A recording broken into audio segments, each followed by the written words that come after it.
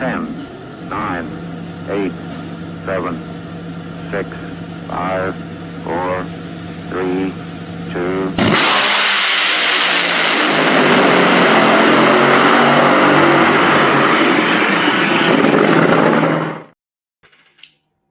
Yes, and that shot was from Indy itself, and we're looking forward to the U.S. Nationals this weekend. I know Darren is, I know I am, I know you are out there in the drag racing world, but there is a lot to recap from the drag racing world this weekend, and yes, Darren, there is drag racing beyond Lucas Oil Indianapolis Raceway Park there in the great state of Indiana.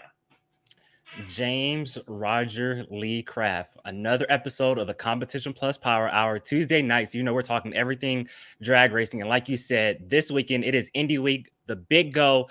We're on the precipice of the biggest drag race in the world, the granddaddy of them all, the Dodge Power Brokers NHRA U.S. Nationals. This is it. I'm so excited. This is my third year in a row attending the U.S. Nationals. But like you said, even though this is the biggest race of the year, the biggest race of them all, there's also some other drag racing we're going to talk about that happened this past weekend. And you were at one of the drag races this past weekend as well, up in Maryland International Raceway, and was following along at home, and it looked like a pretty good event, man.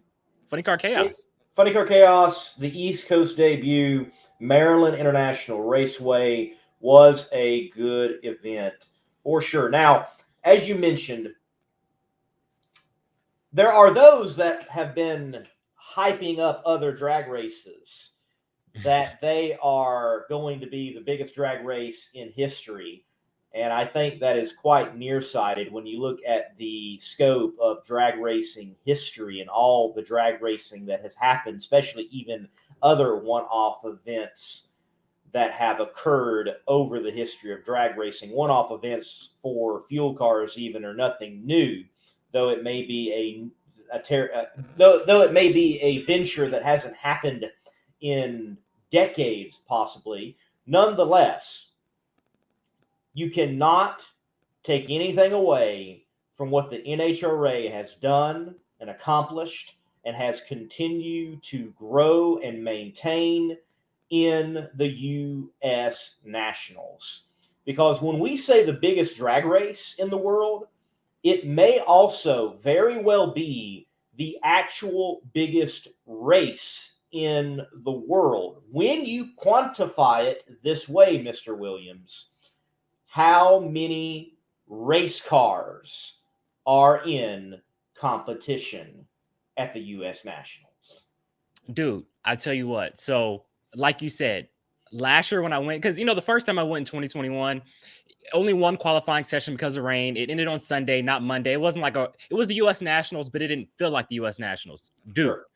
When I tell you I went last year, had the Pep Boys All-Star call-out for Top Fuel Funny Car. We had Mountain Motor Pro Stock, Pro Mod, all the Lucas Oil Sportsman Series, the JEGS All-Stars, plus the Camping World, every Camping World Series class. Like, it was nonstop action, cars after cars, run after run after run, 7:45 in the morning to late at night. Like, it was crazy, like never-ending cars running down the track. It is the biggest race of the world. And like you said, there's a pretty big event that's going to happen next February that they're, advertising as the biggest drag race in the world, but nothing compares to the U.S. Nationals, the biggest event. Like I said, the big go.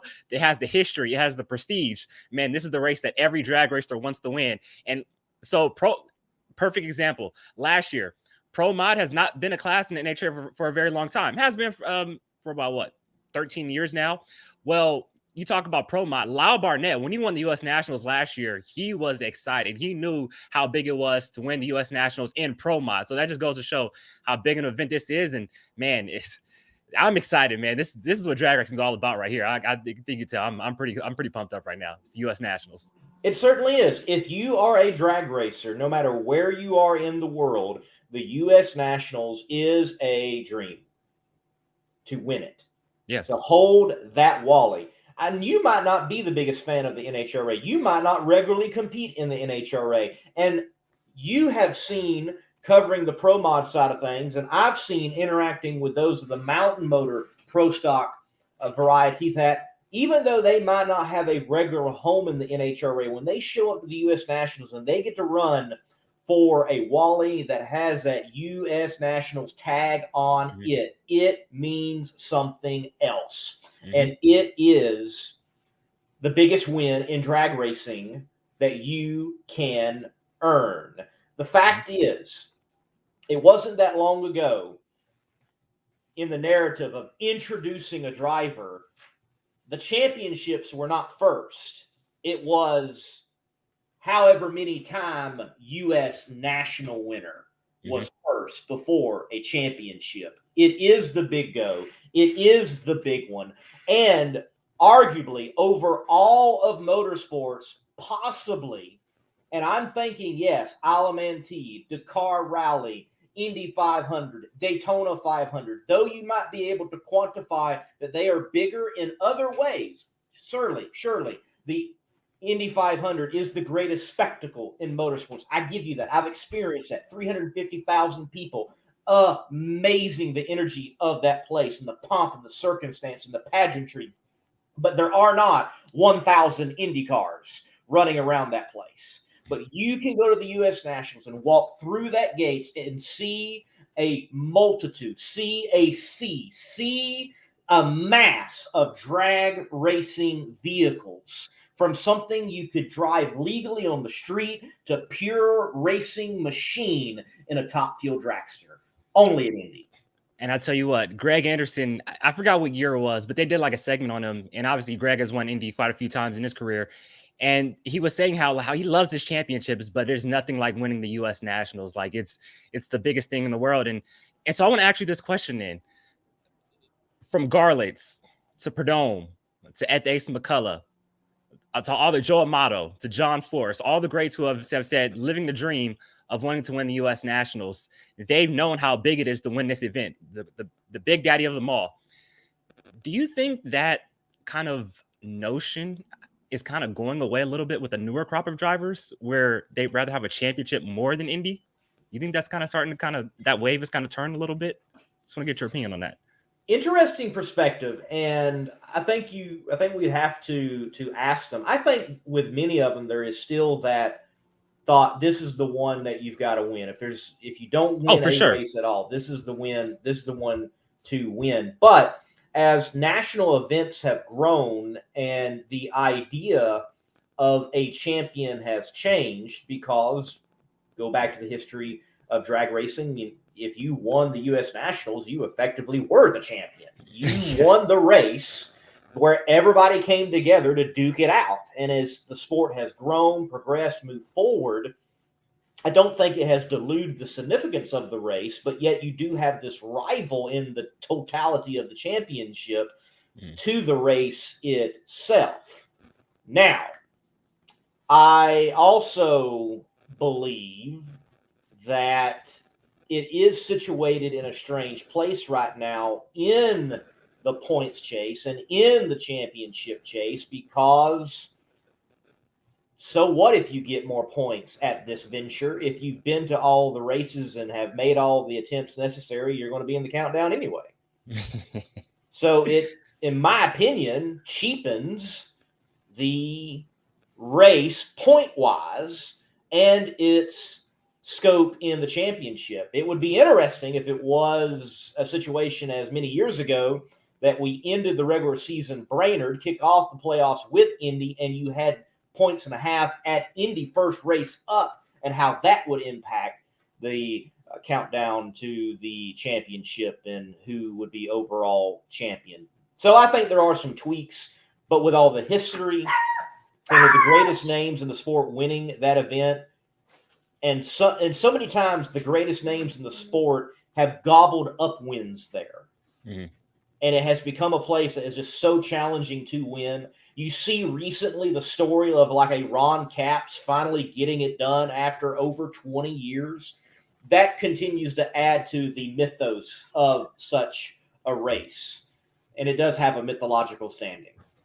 Hey, you mentioned Ron Capps. You seen that pretty cool Adonis Nick Perdome tribute he's going to have this weekend, the Hot Wheels car. That's going to be super awesome. And like you mentioned, so another guy, Tony Schumacher. He has had a pretty rough year here in 2023. It will turn the season around a lot if he could win the U.S. Nationals, pick up his 11th U.S. Nationals title. He's won 10 in his career. Let's see if he can create some more Indy magic this weekend, win number 11, kind of get his season back on track. But, man, like I said, just so excited. From when I was a kid, Friday night qualifying, how they used to have the fireworks to go off after last pass of Top Fuel, and the all-day coverage on ESPN, and the Big Butt Shootout, the Skull Showdown.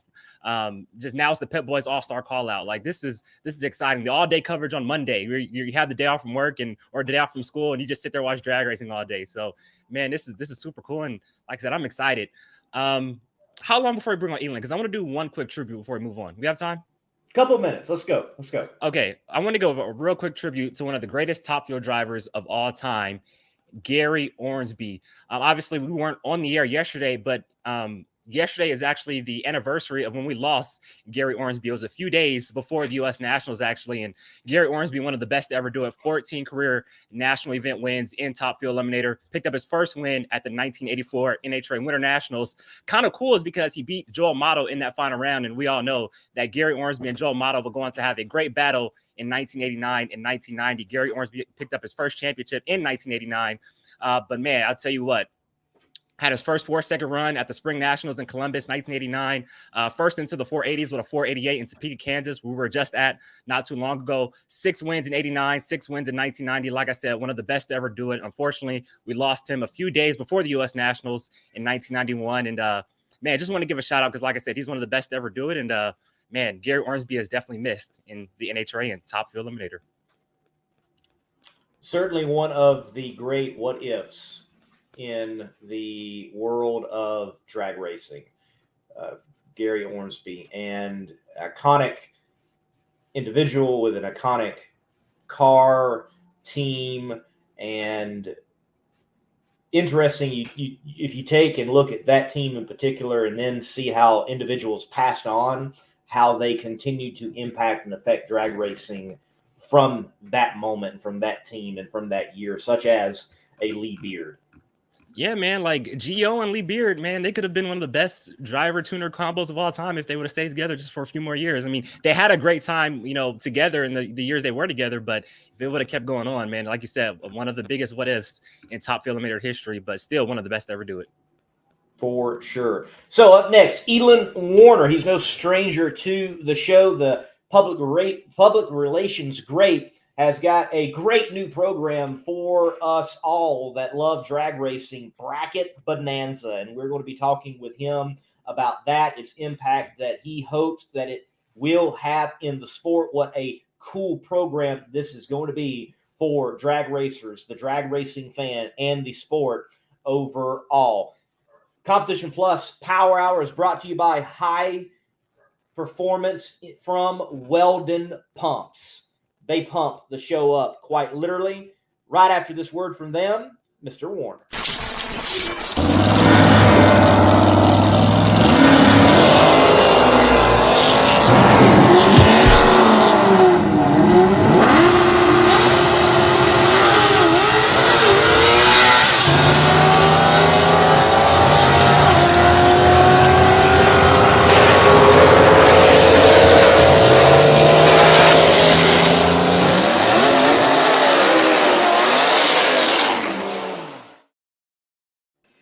All right, Elon, man, welcome to the show. And first, are you at an airport? I am getting on an airplane in 15 minutes to fly to All Indy. right, so we got to break this down. Bracket Bonanza.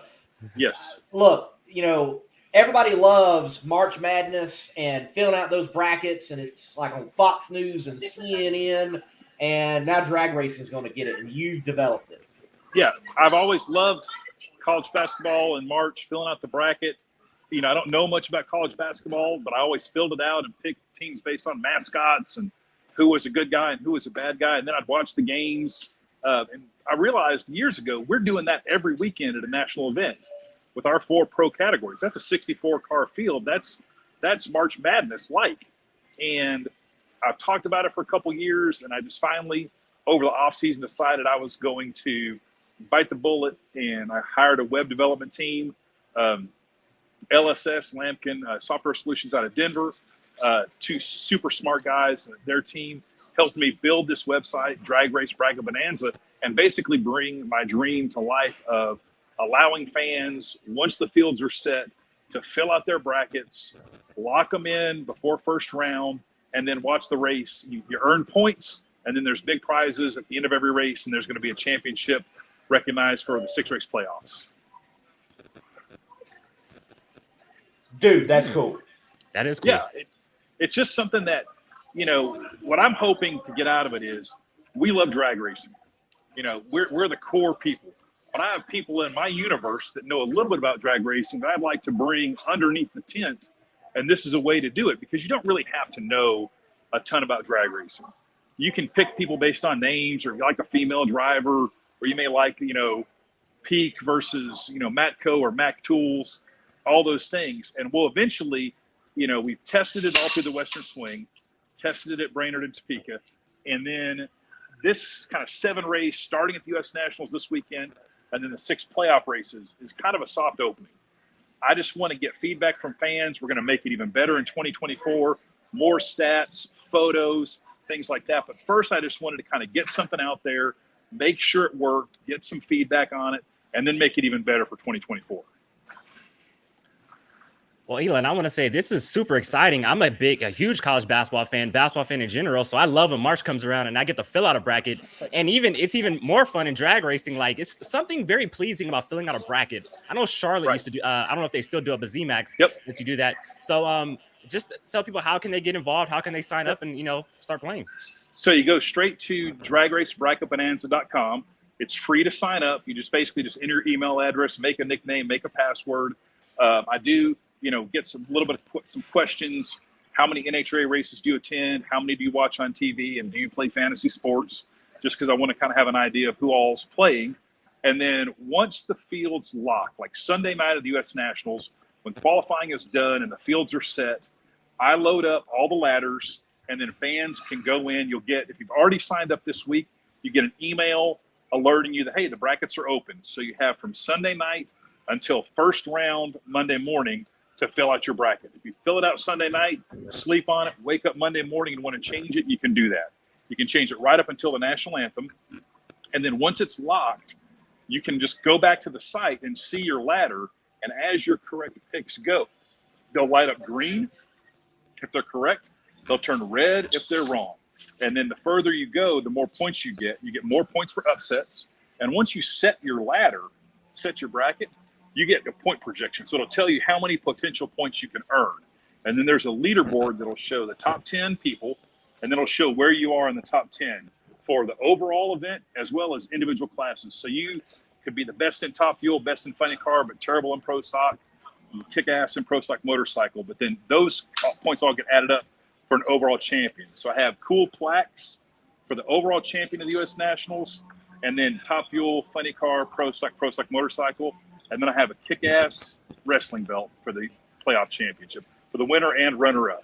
So you go right to the site, and then there's a menu bar on the side, and you just click on that menu and fill out your bracket, and it just pops right up. Click on it, and then you just hit submit. Tiebreaker is top speed, exactly right there. So it's top speed of each category. That's the tiebreaker. And so you kind of see the upcoming races. So when the ladder is set, underneath that will show the actual ladder. So you'll kind of see the actual results on the homepage, and then you can go to your ladder and see kind of how you stack up.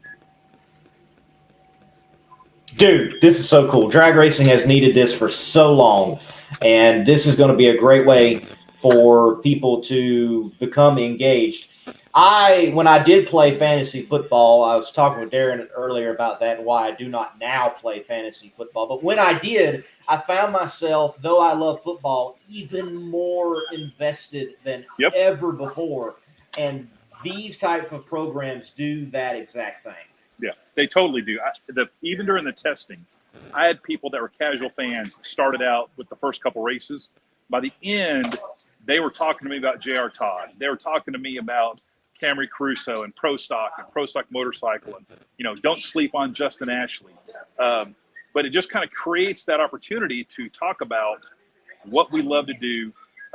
It's going to be really cool to just, for me, if the perfect partnership is playing Drag Race Bracket Bonanza when you have NHRA TV, because you can watch it live and then watch your bracket.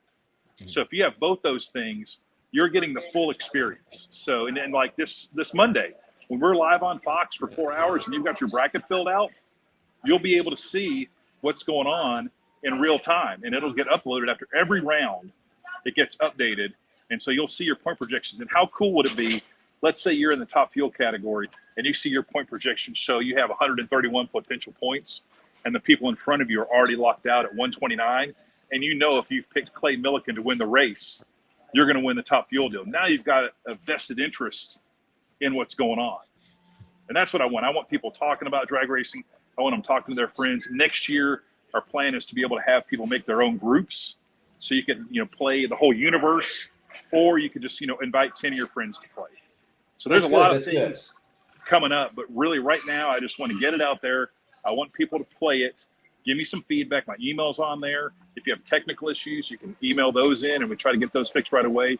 But I feel pretty confident that if you understand how your phone works or how a laptop works, you can figure out how to get your bracket filled out. And we'll have instructional videos on our social media. So where it's Drag Race Bracket Bonanza on Instagram and Facebook, and then it's Drag Race BB on Twitter. So give us a follow. We'll have cool stats and all that kind of stuff. So spectacular. Yeah. Having the feature of being able to have your own groups, that will be great for next year when that rolls out, so I can beat Darren again in drag racing. Exactly. Fantasy. And then I also want to have the data added. So like when you see a John Force versus Ron Capps matchup in the first round, you know what their head-to-head record is. You know how well Force has done at the U.S. Nationals, to just give you a little bit more of an educated guess. So that's the deal. I want everyone to check it out. Invite your friends and really play. But I got to hop on my airplane, fellas. But it's dragracebracketbonanza.com. You can sign up anytime, and just definitely just give it a look. Yes, sir. Hey, thanks for doing this. Safe flight, and we just might see you in Indy. Okay, perfect. Thank you, guys. Thanks, Elon. Bye.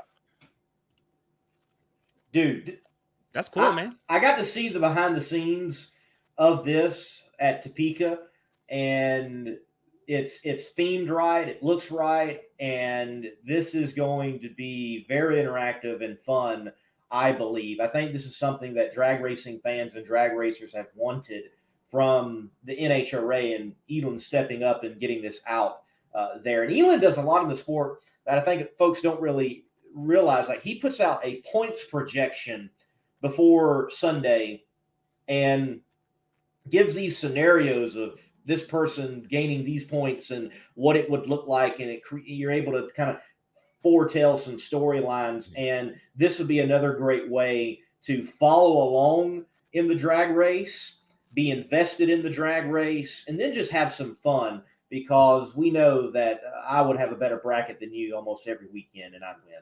I was just about to say, not only is it going to be interactive, but it's going to be competitive. It's going to be a lot of late nights before first round kicks off, trying to fill out your bracket of who do I pick in this matchup, who do I pick in this matchup.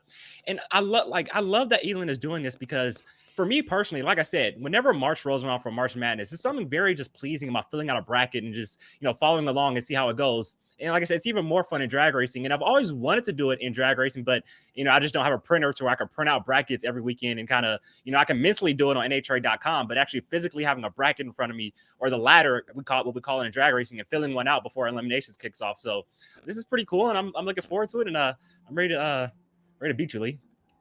Dude, this belt is sick. It's nice. That is cool. Nice. That is nice. And I asked Elon, we asked him before the show, because just from the picture, I'm like, is this like a real size belt? And he's like, yes, it's a real size belt. It weighs like 4 or 5 pounds. Like, the champ is going to have a belt. Well, you know what, Lee? I can't wait to be wearing that after Pomona. So I'm looking forward to it. What I got? 2 months till I can start wearing that. So I'm looking forward to it. And it's going to look great. It's, I don't wear belts around my waist. I wear it on my shoulder. You got to wear the shoulder strap. That's how you wear the championship belt, on your shoulder, not around the waist. Right. That's how you do it. Roman Reigns, head of the table. Well, baby faces don't win belts. So. Well, I'm a heel, man. I'm a heel. Right. No, I'm not just kidding. No, this is cool, and I'm sure this is something that will take off and will grow. And, for sure. And it's a good thing for Elon. I think it's a good thing for the sport. And this is something that, in the future, this could be very well be a segment even of our show. Hey, how was your bracket? And we talk about the bracket and who had the best bracket. It creates those type of discussions, having something just like this. So, ladies and gentlemen, you can check it out. We have got the link in the comment thread on Facebook and on YouTube, so you can check it out later. Go sign up. I plan on doing that myself, and you may very well be competing against the Monday Morning Racer or American Hot Rod Entertainment on Bracket Bonanza. So here's a question. Can you fill out more than, can you sign up as two different people and fill out more than one bracket? Because I want to sign up as Darren Williams Jr. and then also sign up as American Hot Rod Entertainment just to give my odds a better chance of winning, You want to cheat. I'm not cheating, just, two is better than one, Oh, you pulling the big team entering two cars and seeing how you do. Yeah, I see. Exactly. Right. I see what you're thinking. You're thinking. But no dives though. No dives. Right. No dives. Yes, it certainly doesn't work. So, and look, as Elon explained, this is a rollout. Get used to it, and more is going to come, and you'll be able to experience in the future. I love what he mentioned about groups. I think about, you were managing an in-conversation, in-group fantasy, and you put a lot of effort in it, and I'm sure it was challenging to add everything up and keep track and who won, who didn't, and week in, week out. And this would give that platform to have the group fantasy type settings. Well, Lee, like you just mentioned, so for people who don't know, we have a NHRA media type of group on social media for YouTubers and people who make videos and everything like that. And we kind of did a fantasy type of points deal where you pick the winners for each race, and the farther your driver went, the more points you got. Well, I was basically in charge of everything, the points and getting all the stats together, and I get so busy that I can't keep up with it. And you saw it got very competitive. People were getting mad at me. It got very competitive. It got cutthroat. It got cutthroat. People were getting mad at me because I wasn't keeping up with it. So it just goes to show. Now you're seeing this on a worldwide scale. It's going to be pretty competitive, man. It is going to be competitive. This is this is going to be good. This is going to be good. DRC, we gotta kick you out of the chat, man. You can't be saying that kind of stuff. Don't be doing it. Don't be doing it, man. No. Look, Elon, thank you for your hard work. Everybody, you're watching this show. Yes, hit the like button, but go sign up when you get an opportunity. Try it, give it a shot, and fill out your brackets. I'm not the biggest fantasy football player, fantasy racing player, though. When I do participate, I enjoy it, but I always seem to forget 1 week, and it ruins everything. Well, I need to do this and not forget that 1 week. I can do it for the remaining races of the year and get hooked and participate in something like this. And, no, I don't know where Elon plans on taking this, but this is something that could be expanded, and he partnered with a Funny Car Chaos. He partnered with a PDRA, and you get other series involved as well. This could be big. For sure. And Andrew comments right here, he says, does this evolve into sports betting?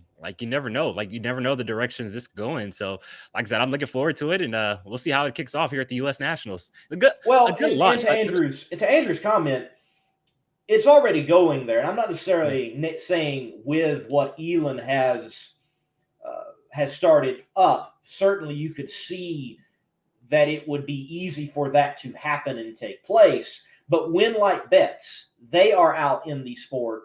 And this year has been a scenario where, hey, they're going to give you some tokens to bet with, and you can have fun with it. And from what I understand from talking with the win-like bets people, next year you can expect that there is betting electronically with drag racing, with some of the big one-off events, especially the door slammer type of events and the big bracket races. So, yes, sports betting and drag racing, it's coming. In fact, it's already here.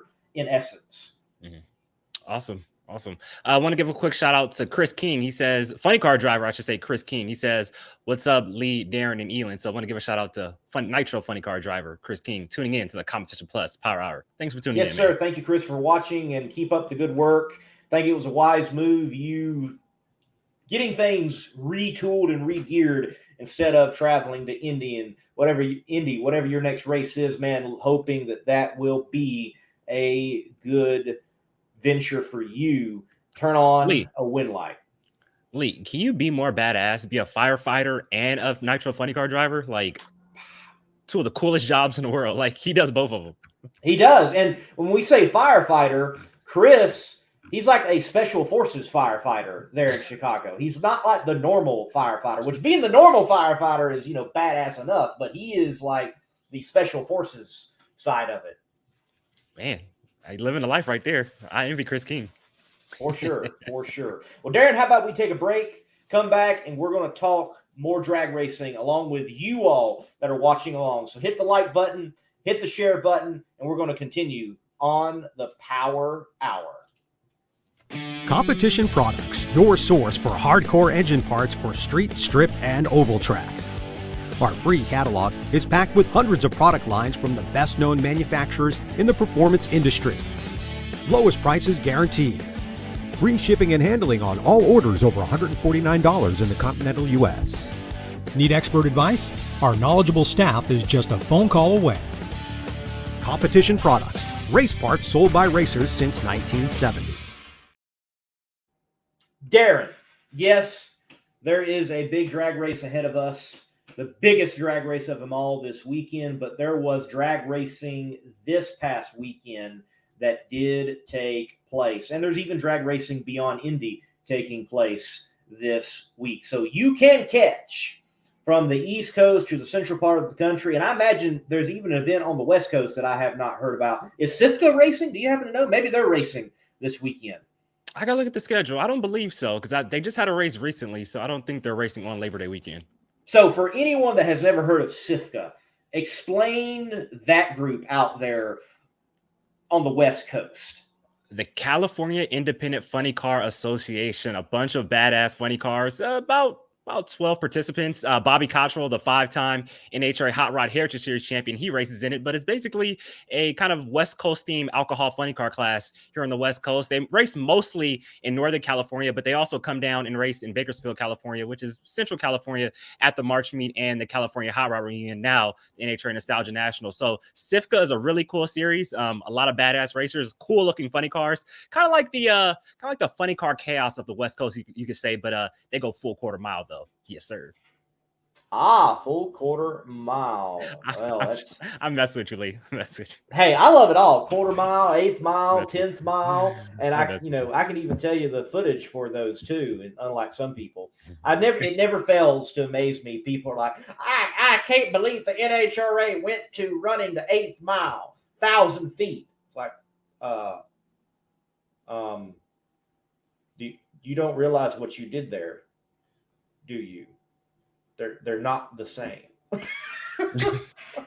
like I said, I was just joking, but like you said, Chris SIFCA, amazing series. And like I said, Bobby Cottrell, the 5-time Heritage Series champion, he also races in that series from time to time, brings out one of his alcohol funny cars that he's built. So really cool series. I've been able to witness them at the March Meet before. They put on great performances. And like I said, they mostly race in Northern California, like Sacramento, Redding drag strip and stuff like that. And so really cool series. Yes, their next drag race, I'm looking at the schedule. It appears that it will be at Sacramento, September 22nd and 23rd. And the week before that, the NHRA Nostalgia, the Nitro Nationals, will be at Tulsa, Oklahoma for the Heritage Series, Top Fuel Funny Car and A Fuel. And that is their penultimate race of the season. So championship battle's heating up. And so if you're in the Tulsa, Oklahoma area, head out there and check out a pretty cool race. It's a night race too. There's a lot of drag racing happening in September. I look at my schedule again, and I'm thinking to myself, wow, it's going to be another month and a half road trip about to take place with everything. Well, Lee, you get on me about not getting to the racetrack a lot, and a fair point. But I'll tell you what, when we get to October, right? So here's my schedule in October. The NHRA Nostalgia Nationals in Bakersfield. 1 week. Then it's the In-N-Out Burger thing at Pomona, whatever they call it. I don't know what they're calling it, but it's the In-N-Out Burger thing that they're putting on. What is it called? In-N-Out it's the Burger. 75th anniversary celebration. The 75th anniversary celebration. I'm going to that, right? Then it's Vegas. How many In-N-Out burgers are you going to eat? I like In-N-Out Burger. It's not my favorite. I'm from California, so I eat In-N-Out Burger a lot. So I may get 1 or 2. 2 meals. So But yeah, Bakersfield, the 75th anniversary, Las Vegas, Nitro Revival, and then ending it off with the World Finals all 5 weeks in a row. October is about to be fun, man. Into November. I hear you. Yeah. Well, my all on the West Coast. September is going to be fun, but it's going to be grueling. Starting out with U.S. Nationals coverage there at Cruz Petragon's open house. Live from there, travel down to Mocan Dragway in Joplin, Missouri for Funny Car Chaos. Go back for Monday for U.S. Nationals. Then Earlville, Iowa, regional coverage there for the NHRA. On to the last race for Funny Car Chaos Championship decided in Bayou Country down there at Baton Rouge at State Capitol Raceway. And then it will be another championship battle decided in Lufkin, Texas, at Pine Valley Raceway for Nitro Chaos. And then rolling on, I'll just find another drag race to keep going to. Earlville, where? Iowa? Earlville, Iowa. Yes. Earlville. Any brothers down there? It is where the Field of Dreams is. I got you. I tell you what, when I go, Darren, I will search for you. All right? I will search for you. We always have that one segment of the show where we might get canceled, so we just move on, right? And we'll move on. Like you said, though, so much drag racing is happening over the next couple of months, and we're in the season now. Like you said, there's championships on the line from Funny Car Chaos to Nitro Chaos to we're entering now the NHRA playoffs with the Camping World. Yeah. So the NHRA Heritage Series, 2 more races left. Like it's championship time in drag racing, and it's a pretty exciting time right now. It is exciting. It is championship time. There is no more room to mess up. Mulligans have been spent. You've got to get it done. I think this weekend with Funny Car Chaos, it is essentially a double points weekend because for the first time in Funny Car Chaos history, we're having to make up a race that was rain delayed and postponed and moved to another race. So our qualifying will be eliminations for Kearney, Nebraska in that event. So there will be 2 winners for each class represented at Mocan Dragway for Funny Car Chaos this weekend over the Labor Day weekend. And then, as Drag Racing Central has mentioned, one of the best door slammer events overall on the drag racing schedule in a racing calendar year, the Yellow Bullet National Cecil County Dragway, they will be taking place also over the Labor Day weekend as well. If you want to see some really cool floppers, it's Mocan Dragway. If you want to see bad door slammers, it's Cecil County Dragway. They're the Yellow Bullet Nationals. And then you can get all of that in and still make Monday to see the biggest, baddest drag race in the world, the U.S. Nationals. And speaking of, you can get any type of series that you want over this upcoming weekend. One battle I'm really looking at, like you mentioned, 2 points races this weekend in Mocan for Funny Car Chaos. Big time championship battle between Tom Furches and Kirk Williams. Obviously, Kirk Williams, the reigning champion. They're close right now in points. So those 2 guys, a very important weekend for those 2 guys in terms of the championship. And then if you stumble, you got Alex Barker right there in third, lurking of like, hey, don't stumble because I'm still here. I might be, maybe a little ways back, but if you stumble, I can get right back in this championship battle going into Baton Rouge. So pretty fun battle on Funny Car Chaos, and this is a huge weekend. Like I said, 2 races in one. You don't want to stumble. You do not. And some people may look at what happens at Funny Car Chaos and think that these individuals are not professional racers, and some of them are not. They would tell you they're hobbyists, but some of them are right there as professionals, though they may not have big marketing partners. And a caliber of such would be the Williams Brothers Racing outfit. They have won regional championships in the NHRA. They have won regional races. They have made finals at national events. They are that caliber of team. They just chose to run and operate for various reasons at Funny Car Chaos. They take their title defense so seriously that at the World Fuel Altered Nationals at Eddyville Raceway just 2 weekends ago, they had the strangest altered of them all because they had it out there testing the funny car, that is, to be prepared for Mocan, and asking Kirk Williams why. Hey, we're here because these conditions will probably be what we get in Mocan, and we want to be ready. They realize they can double up the maximum points, and they were preparing to do so. They weren't in Maryland though, huh? I know it wasn't a points race. Did they go? No, it was not a points race, Yeah. and would have loved to have seen some more regular representation. Shout out to Jordan Ballou.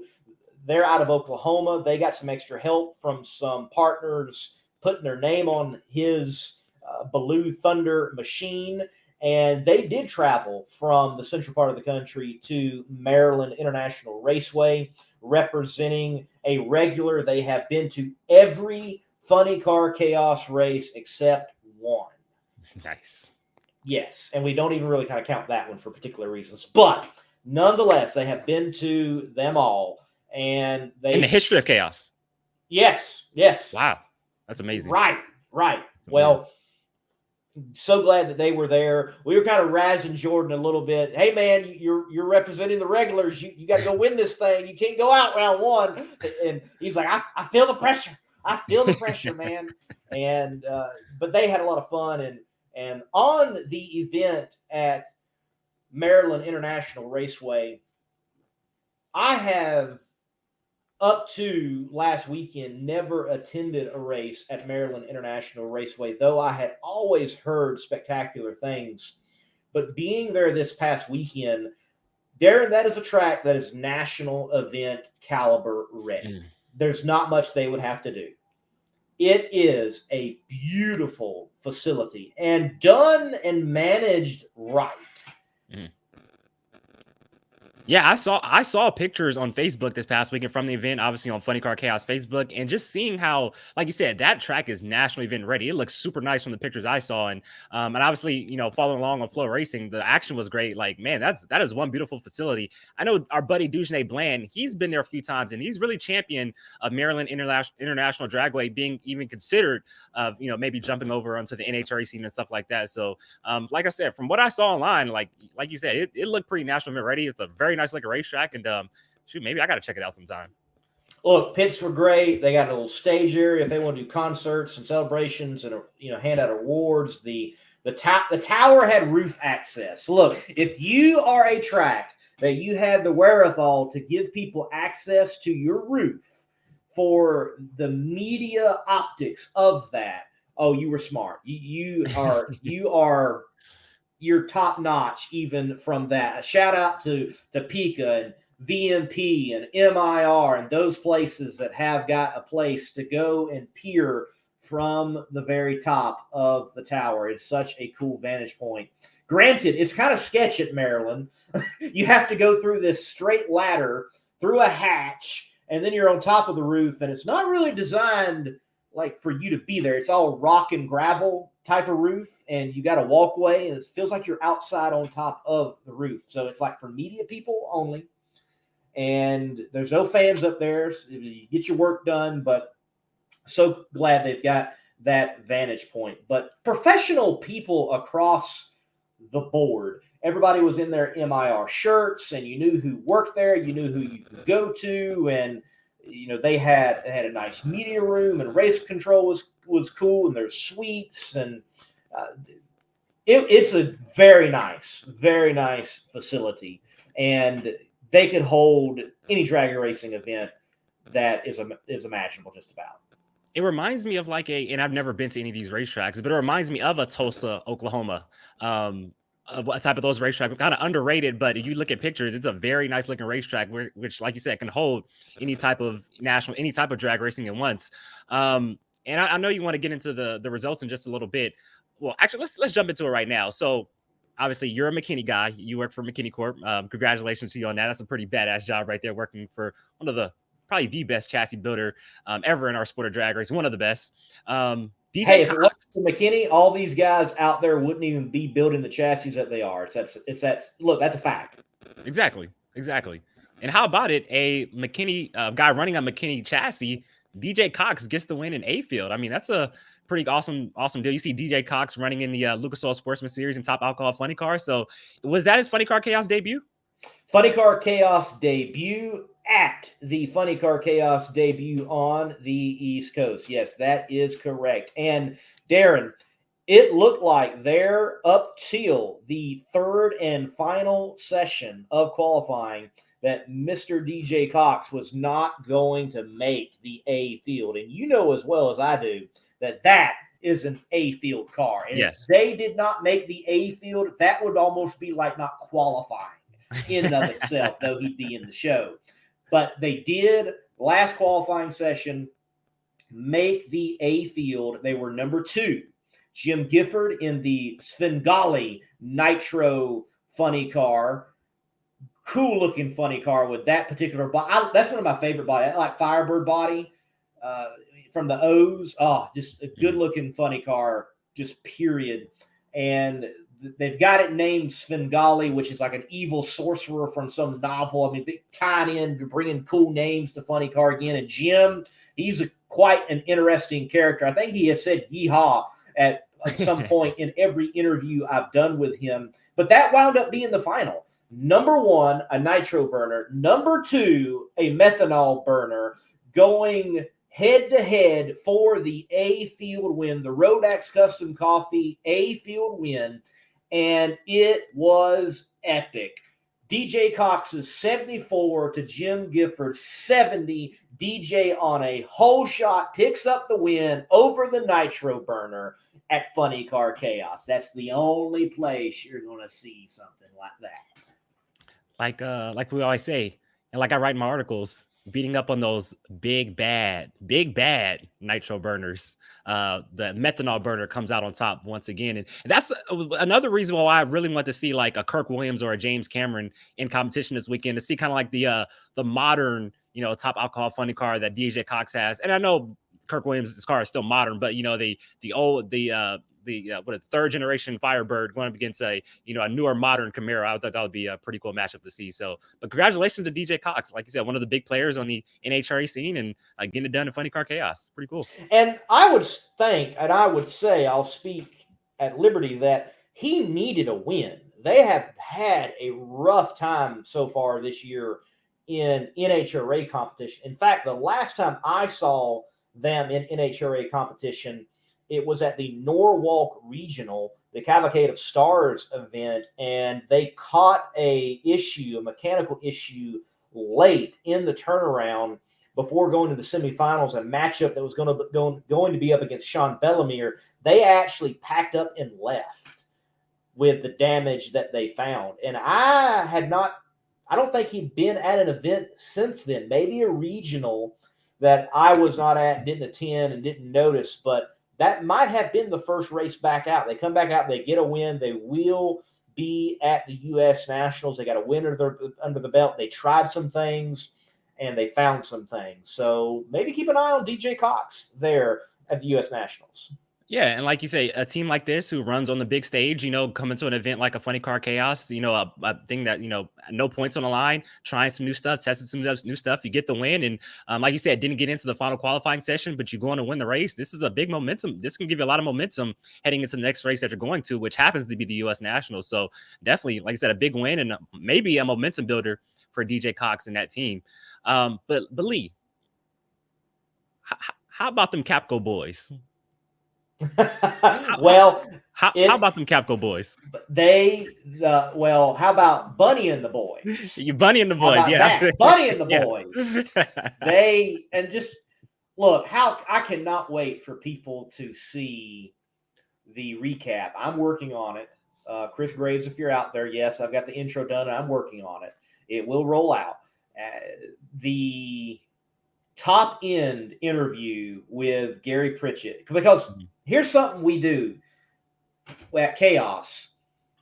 the regulars knew that I do top end interviews. We didn't tell these guys that I was doing top end interviews. And these are individuals, many of them have probably never experienced having a top end interview other than maybe a DJ Cox and maybe Gary. But they didn't know that. They weren't expecting it. There I am with my light in the top end, not trying to get run over by funny cars, swinging around and tow vehicles and putting people on camera. And it's interesting the reactions you get that are raw and emotional. And Gary Pritchett was very emotional with the win that Bunny and the boys were able to secure in the Alky Digger B field for Funny Car Chaos. And what a fitting win. Bunny Burkett, I don't have a photo of it. You can search it.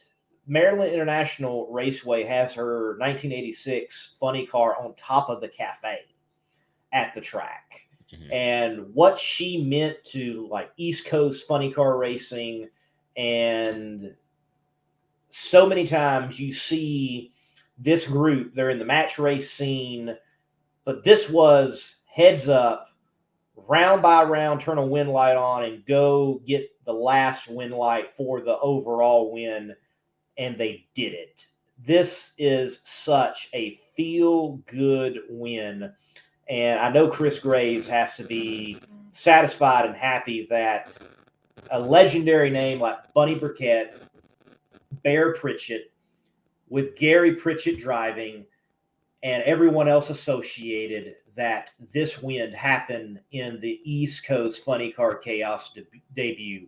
It is nearly Hollywood script worthy. And you talk about it. So with Gary Pritchett, for people who don't know, he actually works on Steve Torrance's top field team.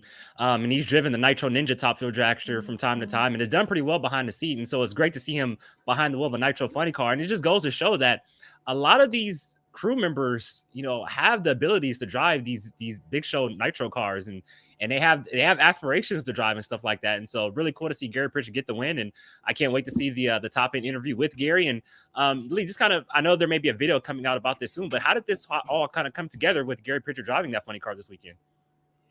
Well, he has, if you know, well, he has so I don't know the exact relationship, Buddy Burkett and Bear Pritchett, because everybody calls Gary, his nickname is Little Bear. All right. So he's the son of Bear Pritchett. And it was a natural for him to be plugged into Bunny Burkett's car. Every time I've seen Bunny Burkett's car, whether it's the Corvette body or the Dodge Avenger body, out on the track, because I've seen it a couple of times. I covered an event, a Funny Car National event at Eastside Speedway in Virginia. They were doing some Chicago-style match racing. Gary's been behind the wheel. So it's a familiar type of situation, and just natural that he is in the hot rod. Oh man, that's super cool deal. That's awesome. Carrying on a family tradition. Yeah, this drag racing all about, man. I love it. Yes, it is for sure. In the Wolf Pumps Seafield, Cody Helger gets the win. The Helger Brothers Racing Team in the Dazed and Confused funny car. So, if you're familiar with East Coast funny car racing, this is a tough outfit. They know how to hit a number with this car. Oftentimes, you'll see them in like Chicago-style match racing scenarios, and they know how to hit a number. Almost won the Funny Car Nationals at Keystone Raceway 2 years ago, a race that I announced, but they were just nipped by Chris Mozzarella, who is a bad racer in his own right and was in this final round as well and lost to Cody, him turning on the win light. Beautiful funny car. And interestingly enough, Darren, that car that you're looking at, well, Cody and team, they don't have to have the prop stick.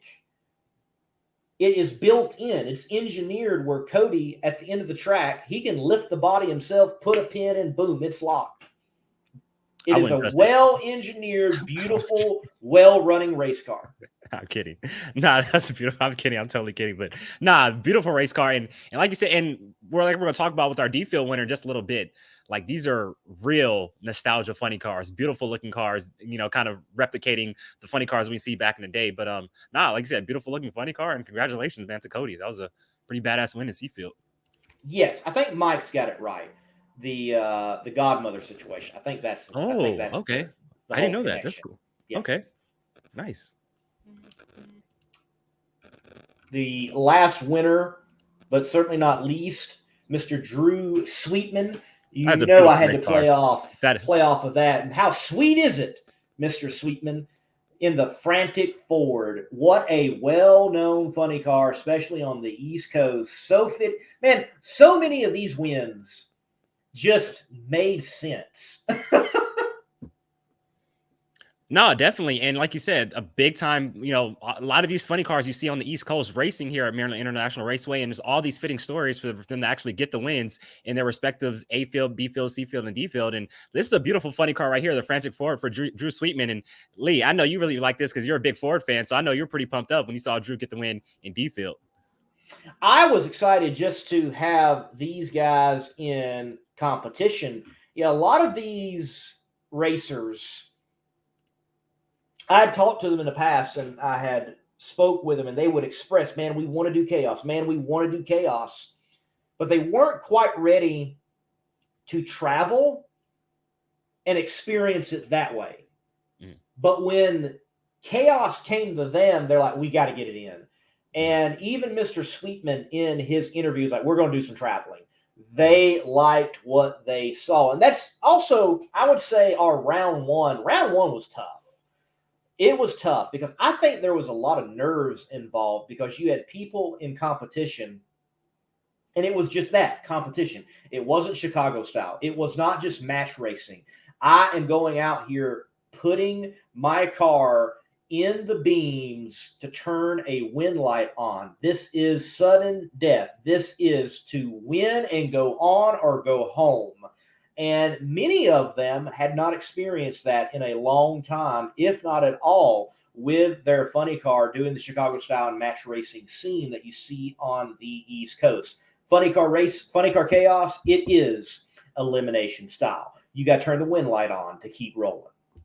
Win or go home. And like you mentioned earlier, like, a lot of these guys, they aren't funny car chaos regulars. And so that just adds to the list of names and list of drivers who have actually raced in funny car chaos this season. Do you know the number at all of how many funny cars have actually been in competition in funny car chaos? I do not know the exact number, but David Ratton, the series announcer, the voice of chaos, he has kept up with the exact number. What I can tell you, Darren, and what I can tell everyone watching is that this latest event takes the number well over 200 funny cars that have competed.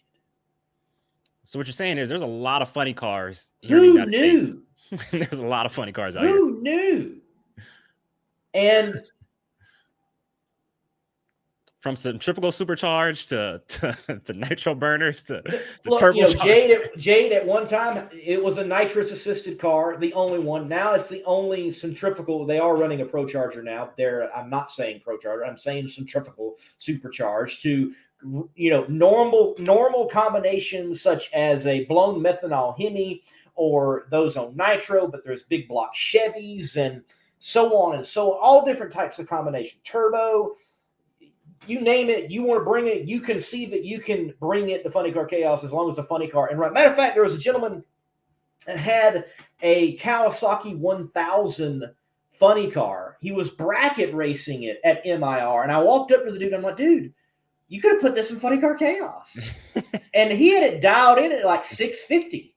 So, I mean, it would get up and go. I'm like, you could have put this in Funny Car Chaos. It's a funny car. Well, yep. The beautiful thing is, and so much credit has got to go to Chris, and he deserves him, Tara, the people involved getting everything off the ground. I think there would have been a period in time you almost thought funny cars were dead other than a couple of match races and the big show itself. And that is certainly not the case anymore. Funny cars are popular again. I mean, you have people selling their door cars to go funny car racing. I don't think we want to go down that route. But I mean, how could you ever think funny cars was dead though? I mean, from what we have in the Big Show with Camping World Series to the Big Show Nitro funny cars out there to the funny car scene we have, our funny car scene is pretty big out here out west too. The Heritage Series and all the A very funny particular funny car scene. A very particular. What are you trying to say, Lee? What are you trying to say? But what we have with the Legends Nitro Funny Car Series and the Heritage Series to Funny Car Chaos to all the alcohol funny cars in the Midwest Drag Racing Series, like we said, there is a lot of funny cars here in the United States, and so I never would think funny cars are dead. They're everywhere, man. People love funny cars. There has certainly been a resurgence, and I know this much. Where else are you going to see in the final round come down to thousandths of a second a modern day methanol burner and a Big Show-esque nitro car burning down the drag strip and producing such a close race? It's not supposed to happen, but in chaos it does. Or were we ever going to see an NHRA legal top alcohol dragster with top fuel style flames going head to head against a Big Show Nitro funny car and coming out on top? Did that already happen? That did happen. that did happen. When Megan Meyer beat Dale Creasy Jr. on a Memorial Day weekend. What was that? Was that Eddyville? That was the Eddyville double up. Yes. Eddyville double. Yes. Yeah, that's I love chaos. I love it. I love it. That was a heck of a drag race. I'm gonna say that right now. It was. And look, just like Megan mentioned that opportunity to line up like that. That's not happening in NHRA. That's not happening anywhere else right now other than chaos or some booked in show type of scenario. But who else is booking in that show other than the mad scientist and promoter that Chris Graves is in our day and time of the world of drag racing? And she mentioned, you could feel and you could hear Creasy all the way down the track. And she'd never had a rumble like that in her seat. DJ Cox in the top end interview with him, after he gives his spiel, I'm like, DJ, you just beat a nitro car. And he's like, man, you can hear him the whole way and feel that car. And he's in his car.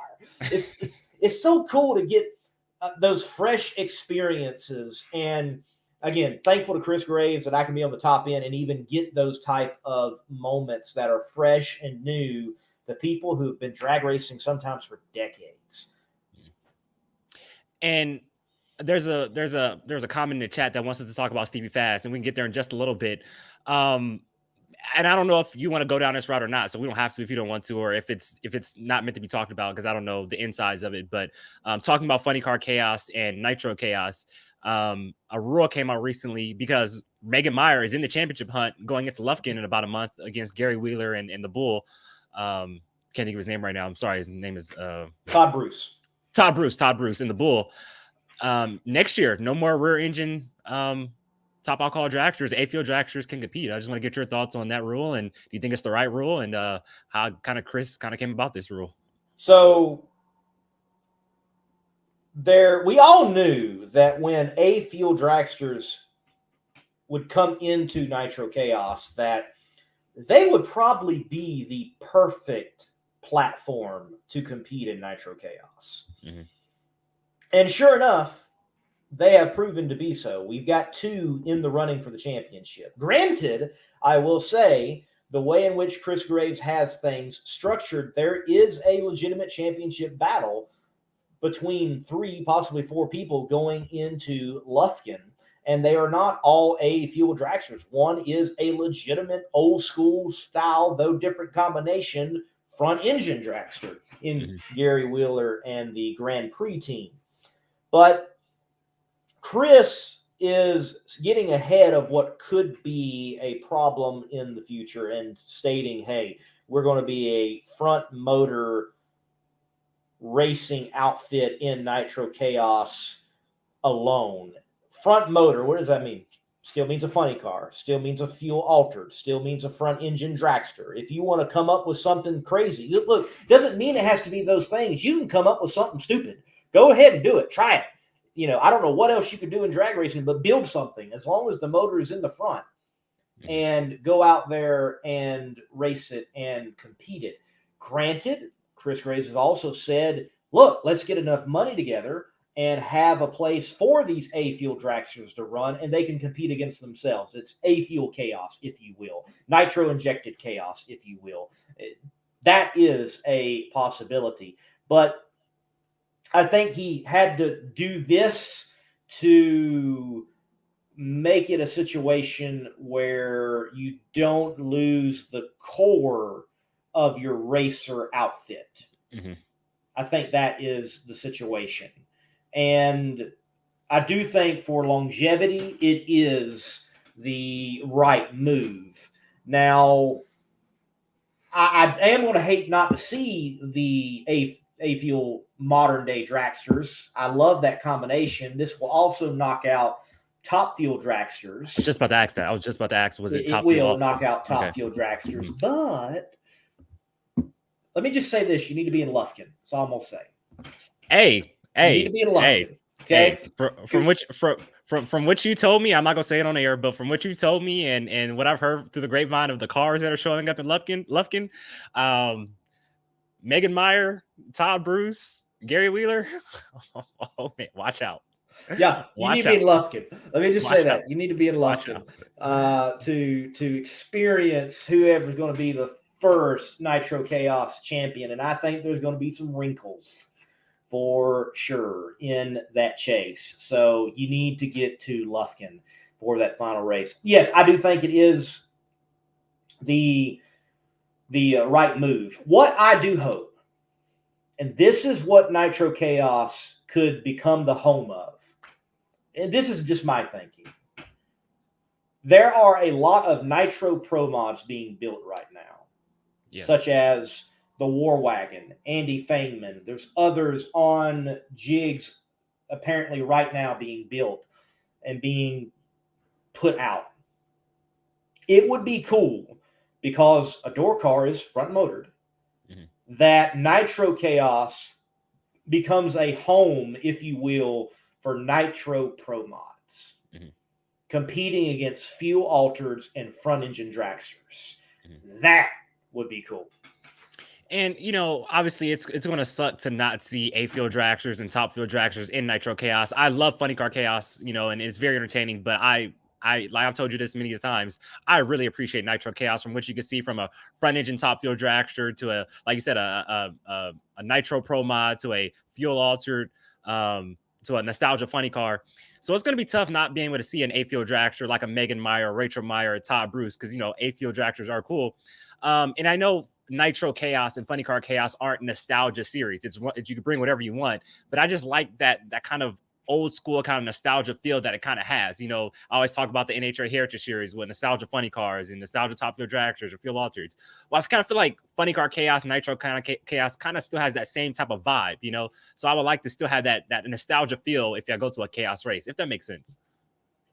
Yes, I know what you're saying, and it, there is some misunderstanding there. People look at Funny Car Chaos and they've even commented on the YouTube channel and elsewhere, oh, why are we allowing modern funny cars because it's a nostalgia series? No, it's not a nostalgia series. It's a funny car series. If it is a funny car and you have dreamed it up, as long as that body flops up and flops down, it can be whatever you want it to be. I mean, we even had that one race where the jet funny cars were in competition at Exhibition in Cordova, which was actually flipping cool.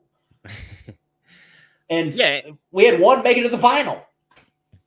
Nah, and I got you. Like I said, it's not a nostalgia series, but you think about it at these, at these tracks in the middle of nowhere, these iconic Eddyville, Mocan, and you have like these, these nostalgia funny cars, fuel alters, these badass looking hot rods that replicate the cars from back in the past. I just love that vibe and that feel that it kind of brings, But Drag Race Central has a pretty interesting comment right here. He says, where did it go? So allow Big Show Nitro funny cars, Big Show Nitro as far as funny cars, but not an 8-field dragster. So like I said, you will still see Big Show Nitro funny cars because the motor is in the front, but obviously all the rear engine cars are no longer. Yes, the motor's in the Yeah. front, and if you Yeah. want to see why that is still the case, it's because the motor is in the front, and a Big Show Nitro funny car does not drive like a dragster. Ask Dale Creasy. There you go. There you go. And he has one more comment right here. As I love DRC, he says, so if I take a top fuel car and put a funny car body on it, like, hypothetically speaking, I thought that was a funny comment. That's why I wanted to show it. That was funny. Well, that's hypothetically dumb because the motor's not in the front still. You'd have a rear engine funny car, which would work in Funny Car Chaos, mind you. Are there any out there? Well, technically, the motorcycle-powered funny car I'm speaking of, it was a rear-engine funny car. Fascinating little combination that this guy had, and it would have been cool to see it run in Funny Car Chaos. He just didn't know. I walked up to him in the staging lanes, and we're about to race, and I'm like, dude, you know you could have attempted to qualify. He's like, really? I didn't. I wondered. I'm like, dang.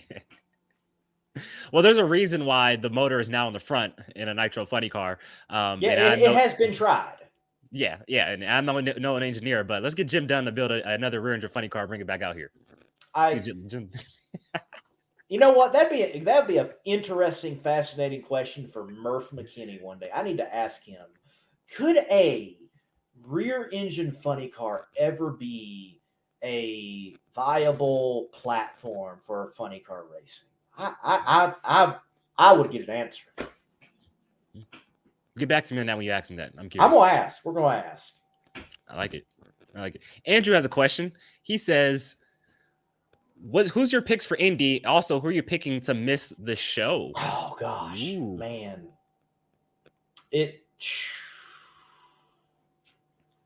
Well, here's a better conversation is all the drivers that haven't won yet, and we're one race away from the playoffs, and they're winless going into the biggest race of the season. So, like a John Force, a Brittany Force, who hasn't won the U.S. Nationals yet. Brittany Force has been to 2 final rounds at the U.S. Nationals, come up short in both. I'm pretty sure she would love to get a U.S. Nationals title, and that would definitely turn her season around. But yeah, who's your picks for Indy, man?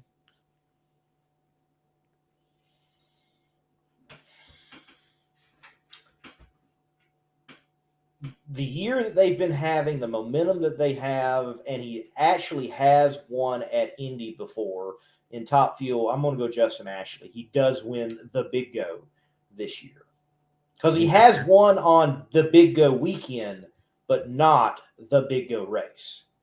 Yeah, when you beat TJ Zizzo in the makeup race from the previous Indy race at the U.S. Nationals. Yeah, that's good. I meant to ask you that too. It's time to update the Justin Ashley intro video at the beginning. We got to get a Phillips Connect. It does. I need the intro. Yes, we need a whole new intro for the Power Hour. We really do. Yeah, and I know you can't record on a starting line, but you can sneak it. Who cares? Just get it in. I'm surprised they let me get away with that one. Yeah, just get away with it. It's for the Power Hour. No, Justin Ashley, great pick. Matter. Justin Ashley, your points leader, most wins in the class so far this season, has won many Mission Foods Too Fast Too Tasty challenges. Obviously, probably the favorite to win the championship this year in Top Fuel. Can't bet against Justin Ashley. Since you picked Justin, man, I'm gonna go Steve Torrence. He picks up his 3rd U.S. Nationals title. He has 3. He has 2. He has 2 so far in Top Fuel Eliminator. He picks up his 3rd in Top Fuel this weekend. Steve-O ends off the regular season strong, and is gonna go into the countdown with some momentum. I'm going with Steve Torrence. All right. Funny car. Your pick. Funny car. So, Ron Capps has finally got the monkey off his back. He's won a U.S. Nationals, has the Dom Perdome car. When it comes to looks, he's already won the U.S. Nationals. Exactly. And this is, and I probably shouldn't be doing this, but I'm going to do it anyway.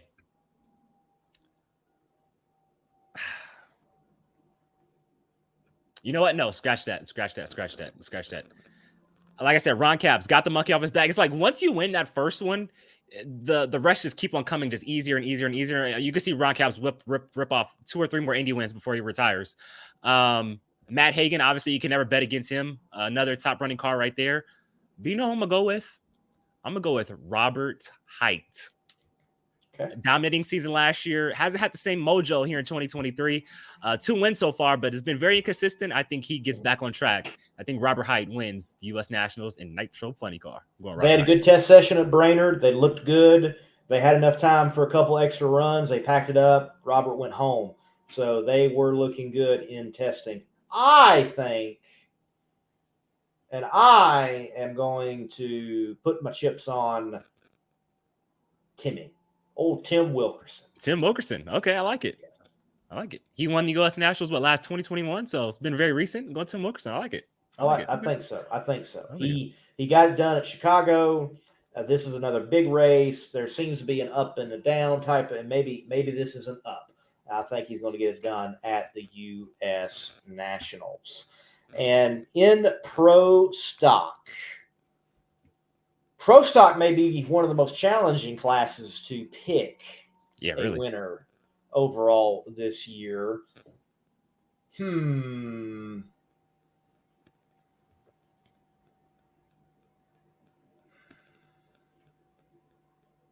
Aaron Stanfield.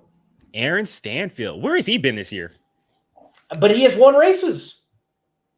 Has he won? He hasn't won this year, has he? I believe he has won this year. Aaron Stanfield, if I remember correctly, yes. I don't think Aaron Stanfield's broken through this year. I think he did. I don't think so. I may be wrong. I don't think Aaron Stanfield has broken through this year. See, it's been that kind of year. Yeah, because I mean, the reason why I say where's he's been, because last year with Erica, with that dominating season, he was always right there, in points, not far back from Erica. He had a pretty good season last year in 2022. So I expected him to kind of repeat that here in 2023. And it kind of hasn't really happened. It's been more Troy Coughlin Jr. It's kind of been more of the dominated elite car here in 2023. I don't think Aaron's won this year. Let me go look. I'll go through the results. What's your pick? I'm going to go with Dallas Glenn. I know he's your points leader, most wins in the class so far, but lost in the final round at the U.S. Nationals last year to Greg Anderson when he won his 100th win. I think Dallas Glenn gets a little revenge. He picks up the U.S. Nationals trophy in the gear jamming, door slamming, Pro Stock cars, factory hot rods. Pro Stock motorcycle. Pro Stock. NHRA. And the reason why, I know it's the easy pick, but I want to see him get the 10 wins so far this year. Get the 10 wins this year. He has 7 races left so far in the year for that class. I want to see him get the 10 wins. So I want to see him get 7 before the countdown. We'll go with NHRA. He gets number 7. Matt Smith. I can't bet against him. He needs a comeback. Can't bet against him. I like it.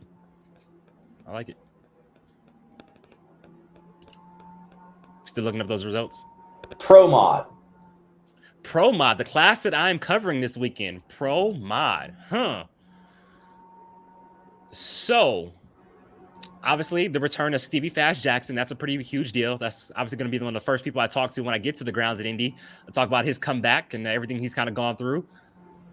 Obviously, Justin Bond has had a career year. Had the points lead coming into the road to the championship, not the countdown, but the road to the championship. But I'm going to go with a guy that won in his first race of the season. First race of the season came out and won in Norwalk, and then went to the final round, the next race in Brainerd. He's not in the road to the championship, but he's pretty hot right now. Jason Scruggs, the Mississippi Missile, gets the win in Pro Mod. Mississippi Missile. So Aaron has not won. I must be thinking about... I think he's won a national event this year. It just has not been in Pro Stock. So that's what I must be remembering, because he only races, it seems like, in every class imaginable as a door car and dragster too. Nonetheless, no, he has not won in Pro Stock. I'm going to stick with him, though, with the U.S. Nationals pick and him get it done. The Pro Mod field, wow, certainly looks extremely healthy for the U.S. Nationals. That is good to see. Do you know who I want to win though in Pro Mod? Who do you want to win? Just because he has a cool name and his car looks cool? Dmitry Samarukov. Love that guy. I want to see Dmitry pull it off. And he has got round wins. Remember, he got a round win in the Gator Nationals. Mm-hmm. Yeah, so Dmitry. he's got it done before. I mean, you've got some names that certainly know how to get it done in that field. Kevin Rivenbark, Ricky Smith is going to be there, and Ricky tends to show up and perform exceptionally well anytime that he does show up. So Ricky Smith could be a U.S. Nationals winner. Stevie Fast Jackson making a return to the car. He did some testing in Bowling Green there at Beach Bend Raceway this past weekend for the divisional regional event that was there. He did some testing, not any full pulls, but went to 330, clicked things off, and he's ready to go for the U.S. Nationals. Wow, what a list. But me and Dave W., my co-host on Inside the NHRA, we always talk about the storyline. What will be the greatest storyline? And how much of a great storyline would it be to see Stevie Fast Jackson win in his first race back? I mean, how cool would that be? Just from a storyline purpose. Storyline purpose, it would be, yes, it would be good. It would be good. And then, so if you guys watch Brainerd, the first race of the Road to the Championship, how ballsy was it for Justin Bond, your points leader, dream season, obviously, running a Pro Charger all, pretty much the past 2 years, and it comes out with the screw blower at the first race of the Road to the Championship. That's pretty ballsy right there, and actually ran pretty good. I believe he was low ET of the event, which he ran in round number 1 with that 569. So pretty ballsy move, and I wonder if he's going to bring back out the screw blower for the U.S. Nationals or go back to the Pro Charger. Pretty curious. That's a good pick to go with too. Justin Bond, yeah. I'm gonna go Chris Thorne. Chris Thorne. Hey, can't bet against the champ. Can't bet against the champ. Hard to bet against the champ, and I'm sure he looks at Indy, and after 2-3 years ago now, with the incident that he had, I think he always wants to go there and win. He's hungry to win. And I don't know. So I covered Pro Mod last year at the U.S. Nationals, and I'm pretty sure he was downplaying it when I talked to him. But he was basically telling me, he was like, Indy's just another race. He was kind of, I think he was downplaying it, huh? He was downplaying it. I think so. But made it to the final round last year, came up short, turned on the red light against Lyle Barnett. So Chris Thorne, another driver that's looking for a little revenge at the U.S. Nationals, plus the crash he had a few years ago at Indy. So there's a lot of Chris Thorne would love to exercise some demons at the big go, I would say. Yes, I think that is the case. Remember, folks, there are many other classes. You got just about every class imaginable at the U.S. Nationals, and Top Alcohol Dragster looks insane. And I know you're going to be covering that class pretty well, thoroughly. Not as much. I mean, again, I've got Mocan, and you're right. I've got to find someone to do some filming for me, but hopefully cover what eliminations do remain on Monday. But it is a huge event for Top Alcohol Dragster. Major players are definitely involved, such as a Sean Cowie, Jackie Frick, Julie Natus, Tony Stewart, Mike Coughlin. Yes, there's going to be major points implications in line. Lee, when is round 1 of alcohol scheduled? Are you looking at the schedule? I'm not looking at the schedule. No. Okay. No, I'm just looking at the entry list. I'm pretty sure it'll be Sunday afternoon. Because I'm pretty sure they're going to run a Pro Mod Sunday afternoon, first round of Sunday afternoon as well. I expect Sunday afternoon as well, because you do also have the Jags All-Star, so you'll have that wrapped up first. And is Jags? I thought Jags was moved to Dallas. Jags All-Star. Right. Yes. No, you're right. Dallas. It is Dallas. It is Dallas this year. I believe so. All right. Let's take a look at. And the reason why I asked when is round 1 of alcohol, because like I said, I know you want to cover that. So just leave your camcorder there, and I'll try to get you round 1 of alcohol for you. I'll record on top of the tower, the Parks Tower. Yes, it appears that round one for alcohol is 10:30 a.m. on Sunday. 10:30 a.m. Sunday. That's right. So they're gonna. I'm pretty sure they're gonna get 2 rounds in on Sunday then. I think that would be the expectation. Yes. Okay. And then I have not looked. Will Top Alcohol Funny Car have its first full field of the year? Let me do 1, 2. I already know who I'm going with in Top Alcohol Funny Car. So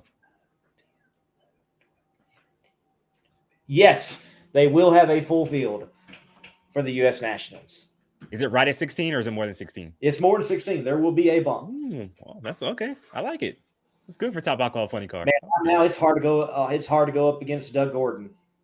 I understand that, but I'm gonna go with the Killer Bees, Bartone, Boggs, and Bellemere. They win the U.S. Nationals and Top Alcohol Funny Car. Hey, remember Shane Westerfield is back. You can't never bet against Shane.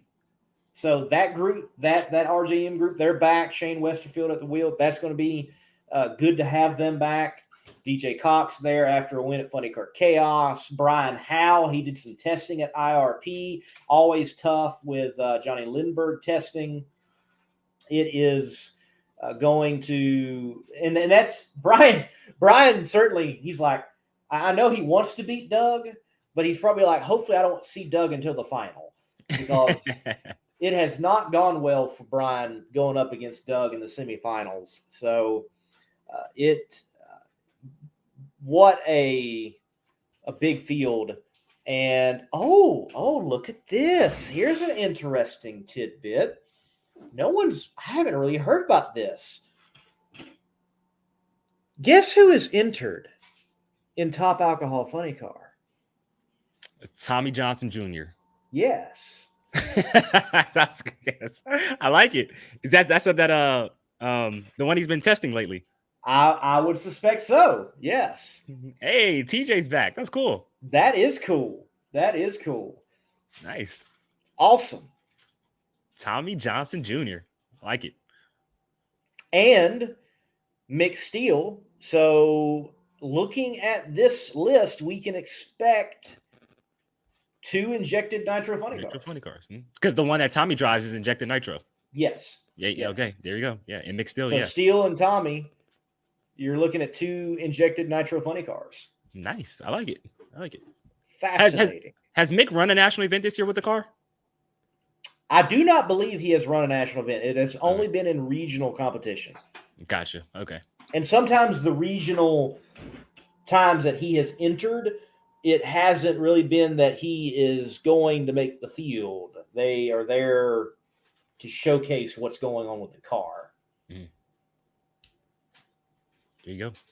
Well, since it is the U.S. Nationals, we could talk a little Indy memories. And we just mentioned Tommy Johnson Jr. not quite 20 years ago, kind of 21 years ago, but the final round at Indy Nitro Funny Car between my favorite funny car driver, John Force, and the King of the Rings car that year. We had the paint scheme where he had all the rings on his fingers, taking on Tommy Johnson Jr. in the final.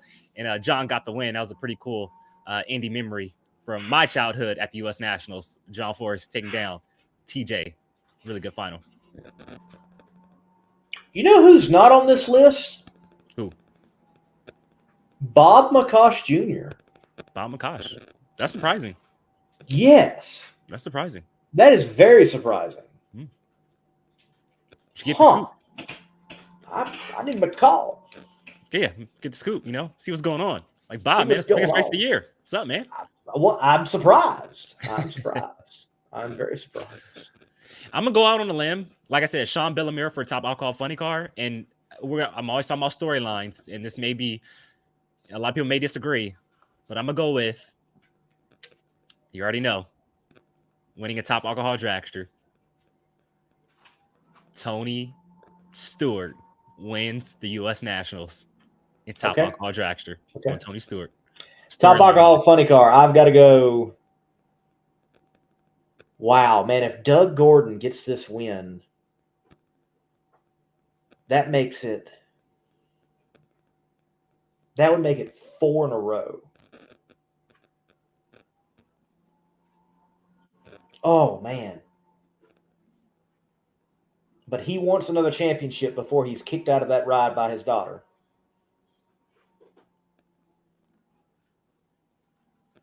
I'm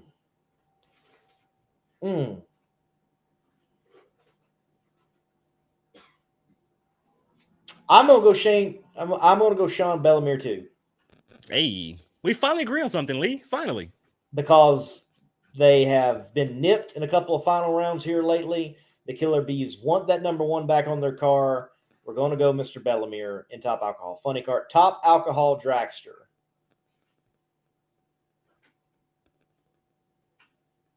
Julie Natus defends her U.S. Nationals title. You know what I'm about to do right now. Because Randy Meyer steps up at Indy. I don't know how he does it, but you look over he does. Megan picks up the ET record there at Indy, just blows the scoreboards away for Top Alcohol Dragster. He's got a knack for stepping up at Indy. I think Julie picks up the win. No, I'm not arguing with you, but I mean, I got to give you, got to rib you a little bit on this. Yeah. Julie Natus, I can't argue with it. Can't argue with it. Not to mention, she needs the win in the points battle. Mm-hmm. For sure. Chris King says Jackie Frick, always a good choice. Always tough competitors. That's what I was going to go with originally, was Jackie Frick. Like I said, I went with Tony Stewart for storyline reasons, but if I really had to pick somebody, I'm going to go Jackie Frick. And Tony and the Phillips gang, they have been running well. Granted that he did go out in the semifinals at Bowling Green, and Mike Coughlin went on to win. Same camp, obviously, but certainly there's no need in thinking that Tony has been invincible in Top Alcohol Dragster competition. What I would like to see, though, that I don't believe we've had all year, except in a quad, is a Julie Natus Tony Stewart matchup. Mm-hmm. I would like to see Stewart, Natus, McPhillips, Meyer. I would like to see that. 1 and 2 in the world right now. I mean, yes. Who wouldn't want to see that? That's box office right there. Box office, and I would prefer it be early. Early. I like it. I don't know if you read their names off. Joey Severance and Sean Cowie. They'll be on the property too, correct? Sean, yes. I did not see Joey. Oh, okay. So no Joey Severance, but Sean Cowie. Okay. Got to represent the West Coast also. Let me make sure. I'll go back. Sean, yes. I do not. Nope, no Joey. No Joey. That's surprising also. Just like Bob McCosh. No Joey. That's pretty surprising. Yes. But certainly some up-and-coming names in Top Alcohol Dragster. Madison Payne, she will be there in competition. Taylor Vetter returns to a national event competition. And Karen Stalba, she will be there. You've got Megan Smith. They feel like they've been finding some things in that combination. Sarah Allen, Artie Allen's daughter. Big field of Top Alcohol Dragsters. I love it. Indy, man. How many in total? Oh, wow.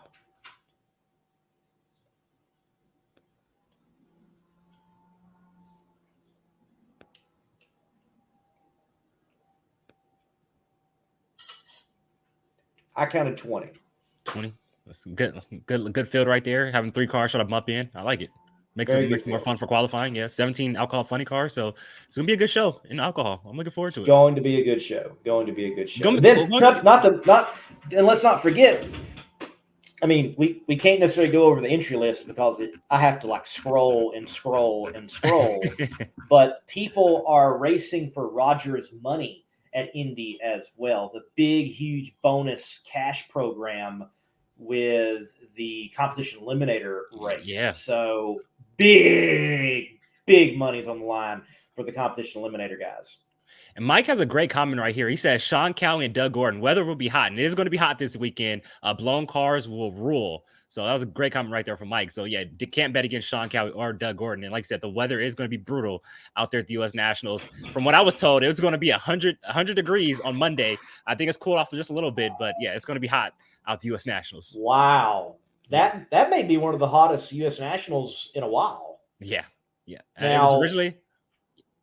Yes, blown cars are notorious for doing well Mhm. in those type of conditions. But Randy Meyer, he's very confident of his hot weather tune-up in those type of situations. So whoever grabs a hold of the track, and look, right now, I don't care what type of the conditions are. Doug Gordon, I mean, talk about the miraculous blow up at the Pacific Raceway's Northwest Nationals.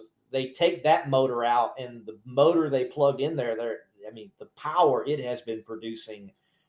I mean, just how many 40s at the last event? And even got his daughter in the 40s on a just for good measure. Oh, you just earned your license. Let's get you there pass. Dang. Dang. What a way to go out too. Last pass in the 40s to get your license. Dang. As David Waslowski was able to inform us, the 45th driver in Top Alcohol Funny Car to dip into the 40s, and she still hasn't even entered a race. Mm-hmm. Dang. Man. When she makes her debut next year at the Gator Nationals, man, she's going to be off and running, and it's going to look like she's won't look like her first race. Look like she's been there for a long time. I'm pretty sure.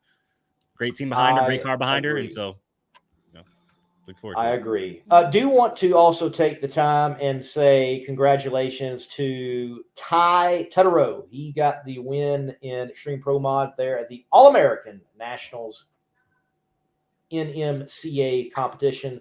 They were at Summit Motorsports Park, Norwalk, Ohio. Beautiful car that he is campaigning there. That is the son of Todd Tutterow, so Little Tut, if we could say. And then Mark Howick, he picked up the win in NMCA competition as well, where they really let those cars rip that you see in NHRA factory stock competition. So a pro stock legend picking up the win. And also, with the U.S. Nationals, we should expect some elimination style competition between Factory X. Yeah, looking for 4 cars on the property, correct? Faux cars. I like it. Okay, I like it.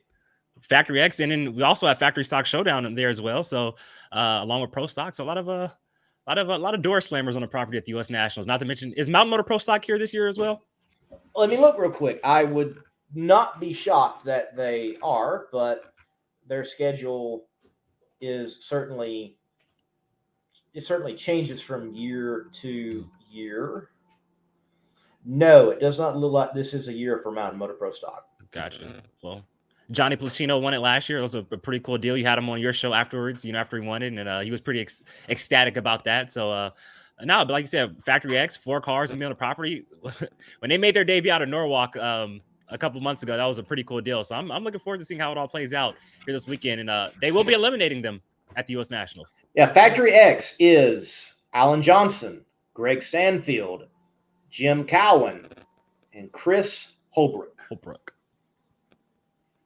That is, let's see, I believe it's 2 Chevys, a Dodge, and a Ford. Yep. Yes, Dodge, Chevy, Ford. That's awesome, man. We need that Toyota now. Need the Toyota. Yeah, we need the Toyota. All right, well, man, anything else from the world of drag racing before we cut loose here?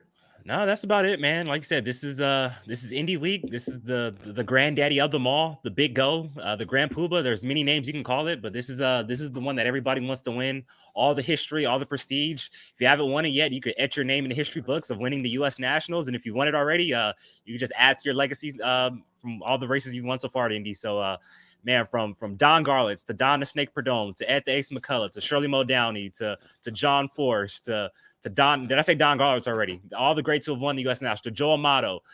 This is where the greats have made their name, and this is where they call themselves legends. So, man, this is the place to be. The hollow grounds of Indy, where all the greats have been. So, man, this is exciting. If you're a drag racing fan, I don't see how you're not pumped up. Dude, you can tell you love your nitro because you completely forgot Bob Glidden. Dave Schultz. Okay, Dave Schultz. Bob Glidden. All right, I'm sorry. Okay. Since you're such a big Ford fan, and I know he ended up getting 75 and he went on to win 85 and all this stuff, but how about when Larry Morgan stopped Bob Glidden from picking up win number 75 at the U.S. Nationals in '89. One of the biggest Huge. upsets ever. Yes. One of the biggest upsets ever. Etta was ready to celebrate 75 on the starting line, and Larry Morgan spoiled it. How about that? That was a great moment. Big But he win. got it the next race in Reading, so it didn't really matter. But how cool would it have been to win number 75 on the biggest stage, the U.S. Nationals, and in the upset, Larry Morgan gets it done. Man, that was awesome. Right. That's right. I'm sure that people would not have had that in their bracket bonanza. So, folks, remember, check out. It's in the comment thread, Bracket Bonanza. Sign up and predict the winners of the U.S. Nationals, along with myself and Mr. Darren Williams Jr. We're certainly going to be doing that as well. To each and every one of you that watched, thank you. Hit the like button, hit the share button for us. We'll see you at Indy. We'll see you at Mocan. I don't know. I might even get a jet plane and see you at the Yellow Bullet Nationals. Just do the trifecta. We will see you at the track. Good night.